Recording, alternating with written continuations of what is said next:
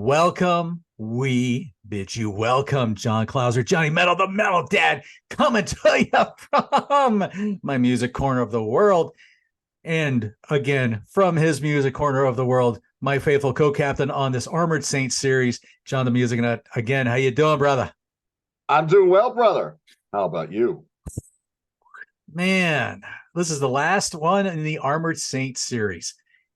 Boy, this has been a great series. I've enjoyed Absolutely. I've enjoyed getting to know these albums a little bit better. Um, but this is the tough one, the album ranking. I don't know about you, but I'm probably gonna anger a lot of people with this one. But it's like I said to you off air, something's got to be on the bottom. Yeah, And all these albums are pretty much separated by half an eyelash. That's to me, and to me, that is the sign of an extremely consistent catalog. no doubt. So we're going to split this up. We're going to do 8 through 5. And so John's going to do his 8 through 5, and then I'll come back and I'll do my 8 through 5 as soon as he gets a drink. And then once he gets going, I'm going to take a quick swig. But all right, let's see how many, let's see who we can upset the apple cart with here. All right. Thank you, John. I've said to John off air, I've said it on air. I like all these albums. I would rank these all between a 7 and a 9. Seven's not mediocre. Seven's quite good in my eyes. Uh-huh. Okay. And if you followed this series, you could probably figure out what my number eight's going to be. It's going to be Revelation from 2000. I like this album a lot. There's some strong tracks on here. Pay Dirt, After Me, The Flood. I love Control Issues, Upon My Departure. But some of the songs are a little long, I think. But I still like this album a lot. And it's one that I'm going to continue to listen to. There's my Mm-hmm. number 8. My number 7, it's a little hard to rank this so low, but my number 7's going to be 2015's Win Hands Down. Now, Mm. I like this album a lot. What I like, I really love. Again, I think the songs just get a little too long, but I love the title track. I love Mess. I love A Lesson Debauchery and several other tracks on here, A Head Full of Steam. But again, I mean, it drags a little bit for me, but I mean, I still think it's quite a strong album. That is my number 7, Win Hands Down. Number 6. Okay, I might get some flack on this, but my number 6 is Raising Fear. Now, Raising Fear, again, I like quite a bit. I love the title track. I love Out on a Limb. I love Chemical Euphoria and Crisis of Life. A Book of Blood as well. I wasn't a big fan of their cover Saturday Night Special, but this is a pretty good album. The band wasn't happy with this release. I could kind of see why in points here and then, but here and there. But again, I think it's quite good. That's my number 6. And my number 5, this was hard to put this at number 5, but it's their latest album from 2020, Punch in the Sky. And I really dig this album. I love My Jurisdiction. I love that 1-2 punch, as John alludes to, on Stand on the Shoulder of Giants and End of the Attention Span. Love Unfair. Love Never You Fret. Never You Fret's a wonderful closer. Missile Gun. Really hard to keep this at 5, but the ones at 3 and 4 I like just a little better. So there's my number 5. Okay. 2020's Punch in the Sky. So there's my first 4. All right. Well, it looks like you and I are going to be we're on the same page with our number 8, because I Okay. too went with Revelation with number 8. Again, although I love the diversity, like with No Me Digas, of course, Upon Your Departure, great track. The Hellraiser illusion of What's Your Pleasure, After Me, The Flood, Pay Dirt, Control Issues, Den of Thieves. There's a lot of good tracks on here. but yeah, it does kind of drag in some spots. So it's a little bit long. You're in that 2000 CD age. So Right. unfortunately, you're going to get a little bit longer CD. But again, something had to take the bottom, and unfortunately, I think that one was the one that did it for me. Now, this one kind of pains me to put as low, and that would be La Raza, actually. Okay. Again, I love the diversity of the album. There's a lot of good stuff here. Left Hook from Right Field, great song. Chilled is a nicer, slower song. La Raza, another great track. Um, Again, I don't know. This album didn't excite me as deeply. It was still a strong album, but it wasn't one that was very memorable in my head.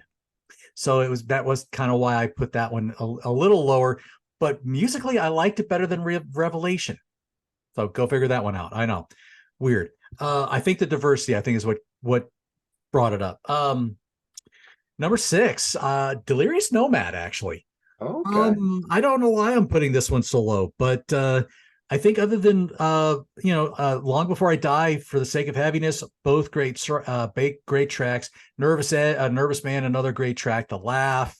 Uh, Again, it's more like I threw these up in the air and this is how they landed. That's pretty much how it is, unfortunately. But I think it's definitely a step up from the first album, but in terms of production.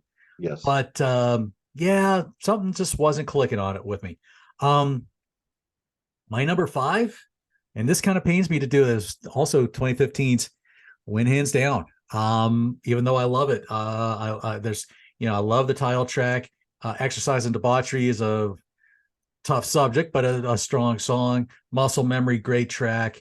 With Head Full of Steam, with just comes right at you. Again, solid album though, but you can definitely tell they're starting to kind of hone in things a little bit better. So there you go. There's my 5 through 8. So it's gonna be all over the place, folks. Yeah. All And right. and thank you. Exercise and debauchery, not less than debauchery. I think that's what I Oops. said. No, Yeah, yeah. I messed Exercise up. and Debauchery. Yes, you're You right. said it Yes. right. I said listen. I messed up. It's okay. I have a minimum of one mess up per show. I'm human. Me too. Just letting y'all know that we're human.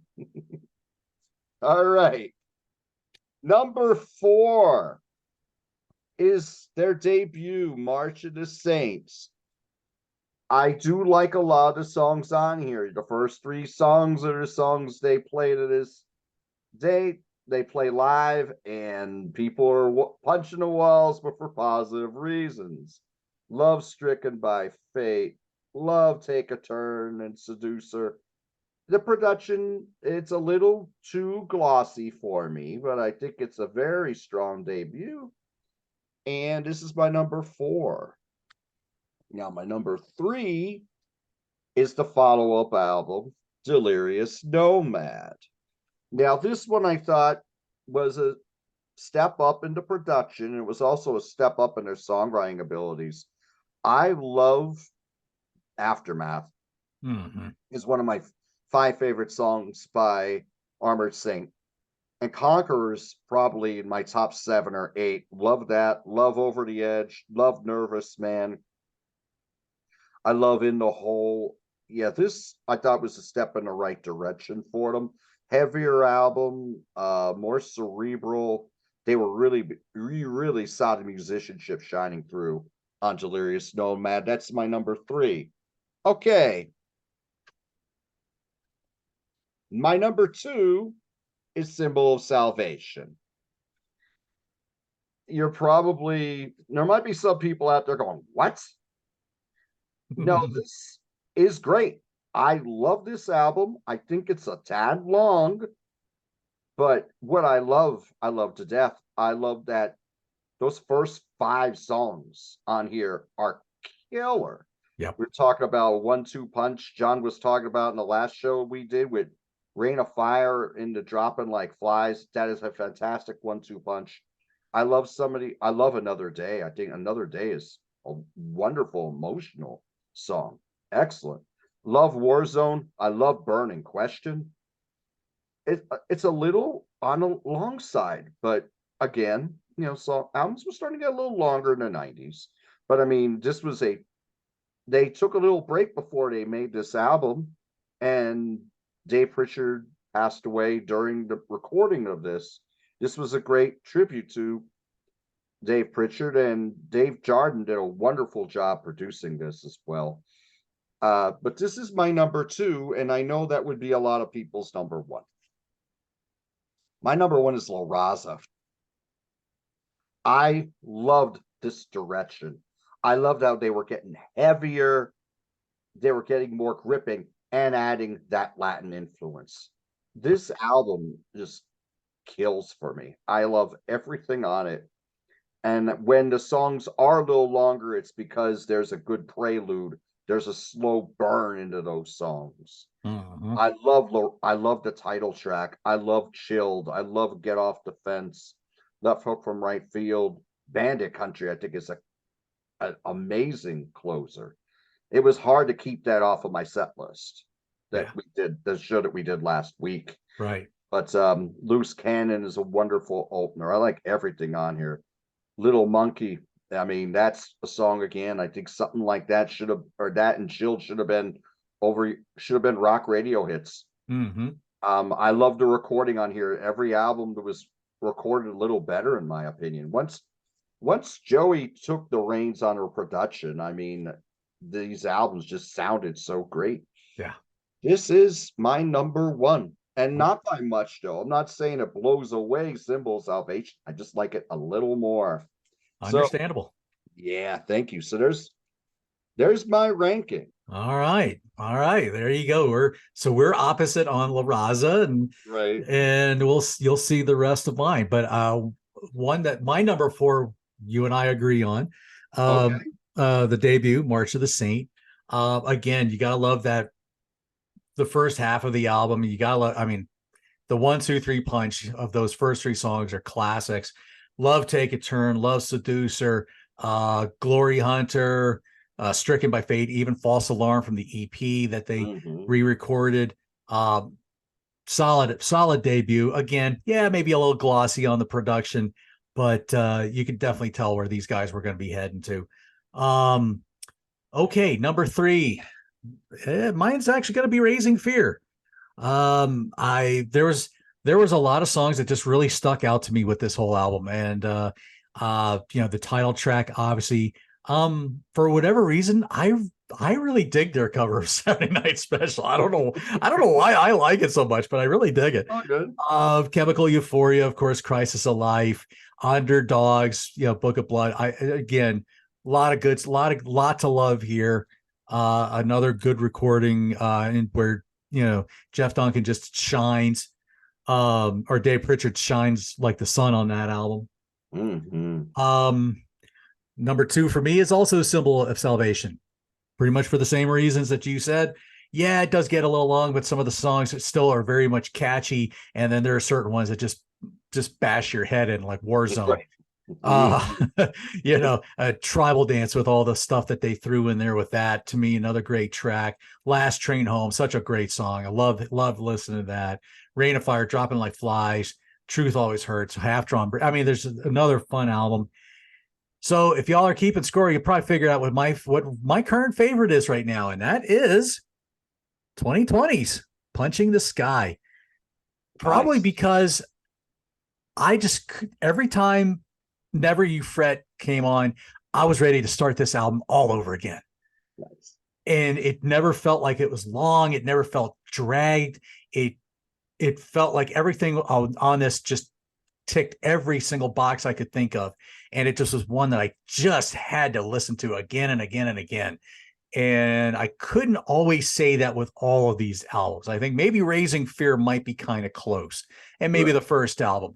But boy, but this one for me, Punch in the Sky, that was the one that I every time Never You Fret was done, boom, let's hit it again. So Nice. all right, folks, did we anger you with our, again, for me, all of these albums are separated by an eyelash, like half an eyelash hair. So there's not much. But again, that shows Right. just how good this catalog is, how consistent they've been. And I don't want to be remiss. This is also a very good 8 track live EP that they put out.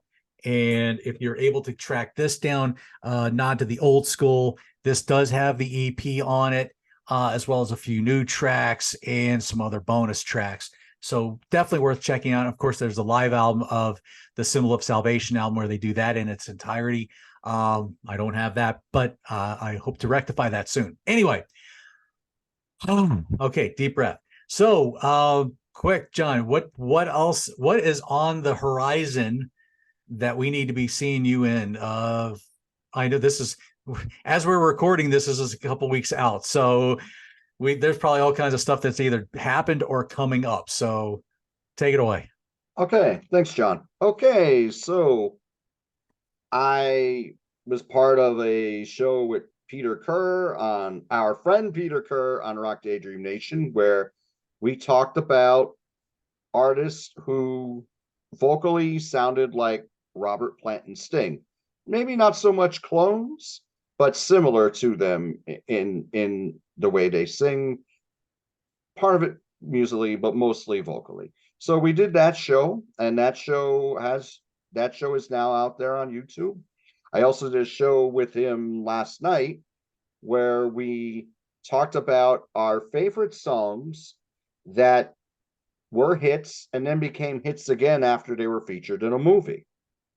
So that I think that show went very well. I think we both knocked down the park on that one. So that one should be, if that's not out there yet, it will be soon. On October 30, okay, by this point you'll be watching this, it'll be 9 days. I will be on the Contrarians, where Grant Arthur, Nick Squire, and I will be reviewing the new Robin Trower with Sari Shore album, Joyful Sky. It's going to be a live show. That will be at 7 p.m. Eastern. By the time you're watching this, it would have already aired. But check that out if you're a Robin Trower fan. Me and Nick in particular love his music, so that's gonna be a fun one to do. And I recently did a show with Joe Becht on his channel, Wasting Some Time with Average Joe, where we talked about one of our favorite bands, King's X. John is reaching for something right now.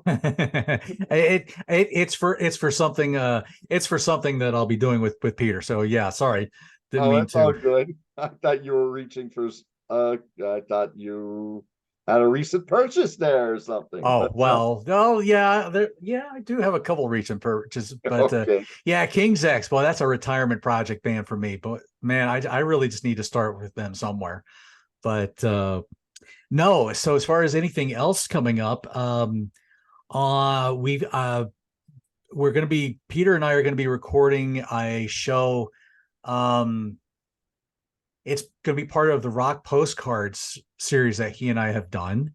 I don't want to give that away just yet because I haven't even come up with one for him yet. So Oh, I need okay. to, hopefully by the time this comes out, I will have already given him something. I know this is something that he and I are going to be doing at some point with Peter Wicks. Mhm. So that's what I was reaching for. Nice. But then yeah, then there's this baby that I've already have the video's already out for. You heard me already talk about Steve Riley and Richard Mole last week. Rest in peace to those guys. Yes, the Savage 7 box set, the 7 Savage box set. Yes, it's empty. That's because I've been trying to listen to stuff. As we're recording this, I'm halfway through Inside the Electric Circus. And I will say that it is, man, it's like listening to these things for the first time all over again on vinyl. Not that I have a high-end vinyl player or stereo speakers or anything, but it's it really is something. There's something here that I'm like, huh, maybe I need to rethink my ranking on some of these. But one last thing I'm going to throw out there, and I'm just going to show you my shirt. It says here, it's worth the fight. Hope for AT/RT. This is for my great nephew Sammy. This was a fundraiser that the Hope for AT/RT had done, just to help raise funds. It basically went towards awareness and research. AT/RT is a very nasty little type of cancer that seems to attack newborns, toddlers, very young children. It's something that affects the brain and spinal fluid, spinal column. And so while while Sammy is doing well, last he finished a radiation treatment a few weeks ago, and now we're just waiting as we record this, we're just waiting for him to get scans done to see where his body is at, if anything has come back. So far, everything has stayed clean, and so we hope and pray that it stays that way. But then he will have to undergo maintenance chemo for quite some time. At least I heard my niece say something about March 2025 is they'll probably still be doing stuff. So he still has a very long road ahead.